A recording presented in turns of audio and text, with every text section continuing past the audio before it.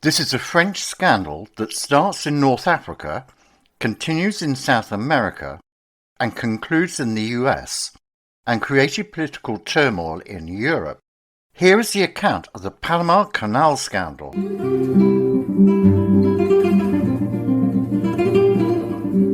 It all has its beginnings in North Africa in 1858, when a French diplomat, Ferdinand de Lesseps, formed the Suez Canal Company for the sole purpose of building a 120-mile maritime passage north to south through Egypt.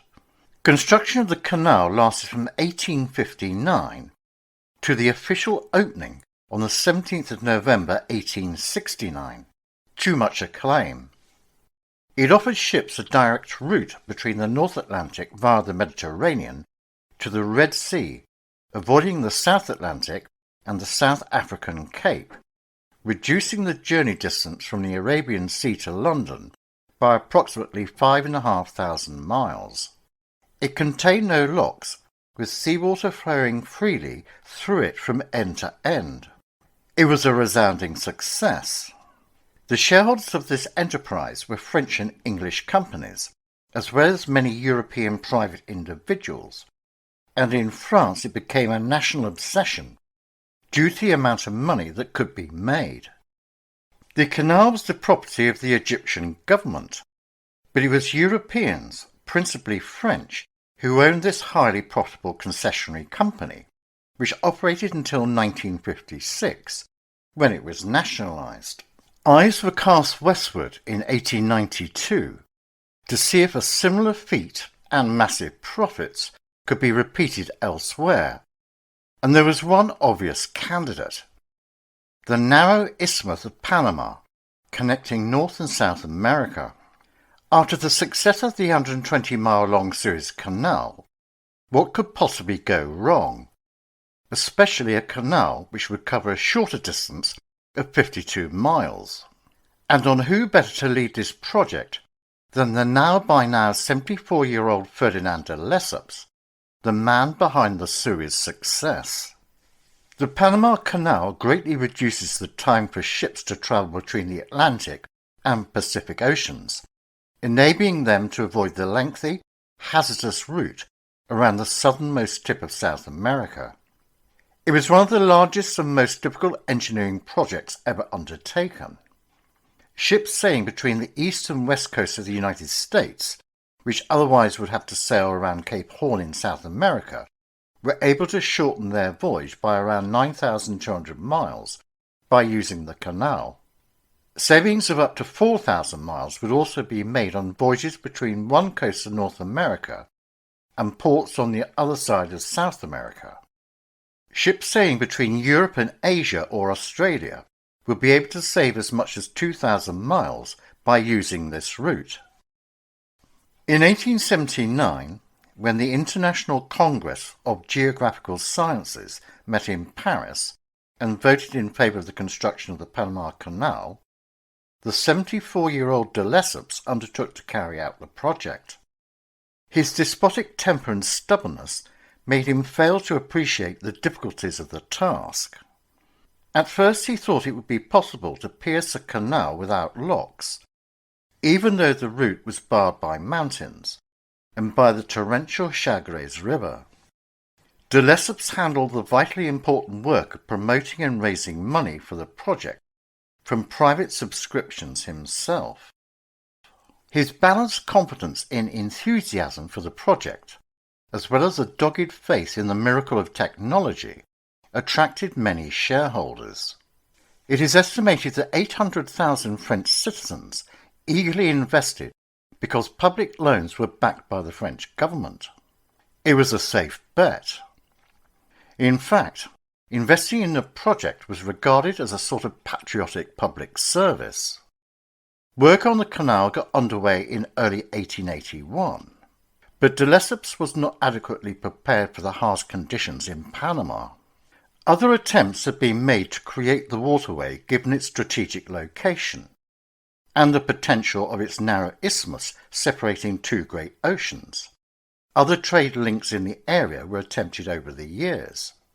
One early example of this was the ill-fated Darien scheme, launched by the Kingdom of Scotland in 1698 to set up an overland trade route. Generally inhospitable conditions thwarted the effort, and it was abandoned 2 years later. In 1788, the Americans suggested that the Spanish should build the canal, since they controlled the colonies where it would be built. In 1826, US officials had begun negotiations with Gran Colombia, which today comprises Colombia, Venezuela, Ecuador and Panama, hoping to gain a concession to build a canal. In 1843, Britain attempted to develop a waterway. Baring's Bank of London and the Republic of New Granada, as the area was now known, entered into a contract for its construction. They referred to it as the Atlantic and Pacific Canal, and it was a wholly British endeavour. Projected for completion in 5 years, the plan was never carried out. Around the same time, other ideas were floated, including a canal and/or a railway across Mexico's isthmus. That did not happen either. In 1850, the United States began construction of the Panama Railroad to cross the isthmus, and it was opened in 1855. This overland link became a vital piece of Western Hemisphere infrastructure, greatly facilitating trade. The latter canal route was constructed parallel to it, as it had helped clear dense forests. An all-water route between the oceans was still the goal. In 1855, an engineer working for the United States government surveyed the isthmus and issued a report on a route for a proposed Panama Canal. Over the coming years, the French surveyed possible routes and produced reports, since they had achieved success in building the Suez Canal in the Middle East. In 1878, they were able to sign a concession to build an interoceanic canal through Panama. The first attempt at construction began on the 1st of January 1881. Although the canal needed to be only 40% as long as Suez, it was much more of an engineering challenge because of the combination of tropical rainforest, debilitating climate, the need for canal locks, and the lack of any ancient route to follow. De Lesseps wanted a sea-level route like Suez, but he visited the site only a few times during the dry season, which lasts only 4 months of the year. His men were unprepared for the rainy season, during which the Chagres River, where the canal started, becoming a raging torrent, rising up to 33 feet. The dense jungle was alive with venomous snakes, insects and spiders, but the worst challenges were yellow fever, malaria and other tropical diseases which killed thousands of workers. By 1884, the death rate was over 200 per month. Health measures were ineffective because the role of the mosquito as a disease carrier was unknown then. Conditions were downplayed in France to avoid recruitment problems, but the high mortality rate made it difficult to maintain an experienced workforce. Workers had to continually widen the main cut through the mountain at Culebra and reduce the angles of the slopes to minimize landslides into the canal. Steam shovels were used in the construction, but other mechanical and electrical equipment was limited in capabilities, and steel machinery rusted rapidly in the rainy climate. In France, de Lesseps kept the investment and supply of workers flowing long after it was obvious that the targets were not being met. But eventually the money ran out. The French effort went bankrupt in 1889 after reportedly spending $287 million. An estimated 22,000 men died from disease and accidents, and the savings of 800,000 investors were lost. Work was suspended on May the 15th, and the ensuing scandal unfolded.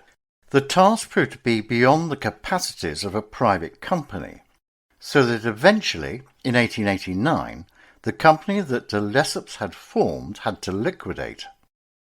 After an official inquiry in 1892, the French government instituted the prosecution of the company's management. The fact that members of the government and parliamentarians were accused of having attempted bribes from the company made it a political affair, as well as a financial one, with important repercussions in the history of the Third French Republic. They'd raised capital mainly from individual investors, based on exaggerated prospects from the press, parliamentarians, government ministers, and banks. By 1889, they'd moved 50 million cubic metres of earth at the cost of the lives of 20,000 men. Yet only 11 miles of the canal were dug. Nearly 300 million had been spent, and suddenly there was no more money. Shareholders voted to dissolve the company, placing it under legal receivership. The canal remained unfinished, and the project was deemed a total failure. The canal company's stock became almost worthless overnight, and people were furious. The scandal implicated numerous individuals and institutions, including de Lesseps, who was accused of fraud. He was unable to oversee much of the work in person because of his age, and so the project had fallen into the hands of swindlers. The political class were also heavily implicated. Following the chain of bribes, slush funds, and influence peddling proved that numerous parliamentarians were involved in the scandal as well. The public were angered that the very reason for their competence in this investment was because of the so-called government backing of the loans, which in reality did not exist, which was a key factor in the scandal itself. On the 4th of February 1889, the Tribunal Civil de la Seine ordered the winding up of the Panama Canal Company in Paris. Work on the isthmus was stopped, while the court-appointed liquidator arranged to maintain the existing buildings, tools and machinery. Within a few years, high losses were incurred due to the damp and warm climate. The French government delayed the liquidation further and further, because the takeover offers by various American companies seemed insufficient. An intermediate company could not be started for lack of capital. The liquidator appointed a commission of inquiry, whose 1890 report recommended continuation of the work and renewal of the 1878 contract with Colombia. This was agreed in Bogota to run until 1904. The dimensions of the bankruptcy were clear by 1892. Some 800,000 French people, including 15,000 single women, had lost their investments in the stocks, bonds, and founders' shares of the Panama Canal Company, to the considerable sum of approximately 1.8 billion gold francs. From the 9 stock issues, the Panama Canal Company received 1.2 billion gold francs, 960 million of which were invested in Panama, a large amount having been pocketed by financiers and politicians. A large number of ministers were accused by French nationalists of taking bribes from de Lesseps to permit the share issue, leading to a corruption trial against de Lesseps and his son Charles. Meanwhile, 510 members of Parliament, including 6 ministers, were accused of receiving bribes from the Panama Canal Company to hide the company's financial status from the public. De Lesseps, his son, members of the management, as well as the engineer Gustave Eiffel, were at first given long jail sentences, which were later annulled. By 1894, a second French company, the Compagnie Nouvelle du Canal de Panama, was created to take over the project.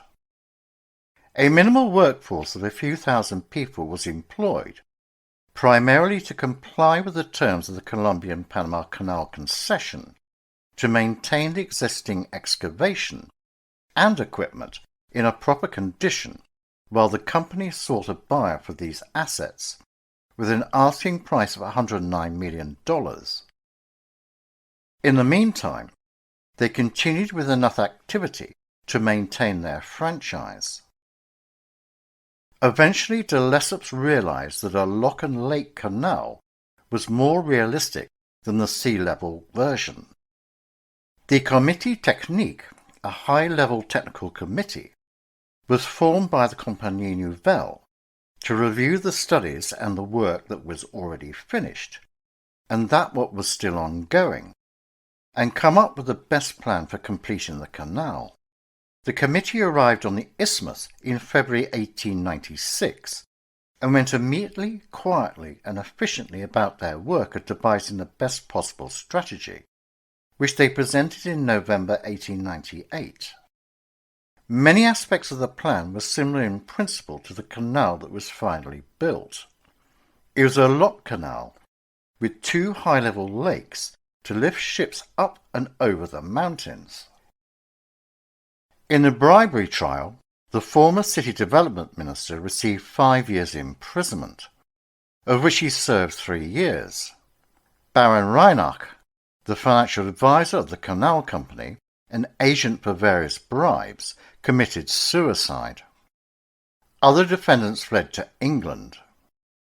On the 7th of December 1894, de Lesseps died. 104 legislators were found to have been involved in the corruption, and a commission was set up by the French Parliament to conduct an inquiry into the matter. The investigations into the Panama affair were resumed in 1897, but the defendants were conveniently acquitted. 3 governments collapsed as the crisis deepened, but the Republic was never really in threat of being overthrown. It did raise doubts in the public's eyes and meant that politicians were no longer trusted. To monarchists, it proved that the Republic was corrupt. On the 6th of November 1903, Panama's ambassador to the United States signed the Hay-Bunau-Varela Treaty, granting rights to the US to build and indefinitely administer the Panama Canal Zone and its defences. Almost immediately, the treaty was condemned by many Panamanians as an infringement of their country's new national sovereignty, and would later become a contentious diplomatic issue amongst Colombia, Panama and the United States. They formally took control of the canal property on May 4, 1904, inheriting from the French a depleted workforce and a vast jumble of buildings, infrastructure and equipment, much of it in poor condition, for which they paid $40 million. The United States also paid the new country of Panama $10 million and a $250,000 payment each following year. A US government commission, the Isthmian Canal Commission, known as the ICC, was established to oversee construction. It was given control of the Panama Canal Zone, over which the United States exercised sovereignty. The Commission reported directly to the Secretary of War and was directed to avoid the inefficiency and corruption that had plagued the French 15 years earlier. One of their first achievements in Panama was in building and rebuilding the housing, cafeterias, hotels, water systems, repair shops, warehouses, and other infrastructure needed by the thousands of incoming workers. A recruitment effort started to entice thousands of workers from the United States and other areas to come to the Canal Zone to work. Workers from the Caribbean came in large numbers, and many settled permanently. The ICC tried to provide accommodation in which the workers could work and live in reasonable safety and comfort. It also re-established and enlarged the railway, which was to prove crucial in transporting millions of tons of soil from the cut in the mountains to the dam across the Chagres River. A chief sanitation officer was appointed for the construction project and implemented a range of measures to minimize the spread of deadly diseases, particularly yellow fever and malaria, which had recently been shown to be mosquito-borne. Investment was made in extensive sanitation projects, including clean water systems, fumigation of buildings, spraying of insect breeding areas with oil and larvicide, installation of mosquito netting and window screens, and the elimination of stagnant water. After 2 years of extensive work, the mosquito-spread diseases were nearly eliminated. Even after all that effort, about 5,600 workers died of disease and accidents during the US construction phase of the canal. The construction with the added locks required the excavation of more than 13 million cubic meters of material, over and above the 23 million cubic meters excavated by the French. As quickly as possible, the Americans replaced or upgraded the old, unusable French equipment with new construction machinery that was designed for a much larger and faster scale of work. 102 large railroad-mounted steam shovels were also purchased. These were joined by enormous steam-powered cranes, giant hydraulic rock crushers, concrete mixers, dredgers, and pneumatic power drills, nearly all of which were manufactured by new, extensive machine-building technology developed and built in the United States. The railway had also been comprehensively upgraded with heavy-duty double-track rails over most of the line to accommodate new rolling stock. In many places, the new Gatun Lake flooded over the original rail line, and a new one had to be constructed above the lake's waterline. The construction was finally completed in 1914, 401 years after Panama was first crossed overland by the Europeans. The United States spent almost $500 million to finish the project. This was by far the largest American engineering project to date. The 3 sets of locks were also the most massive concrete structures ever built to date. It took 10 years, the labour of more than 75,000 men and women, and many millions to complete the job the French had started.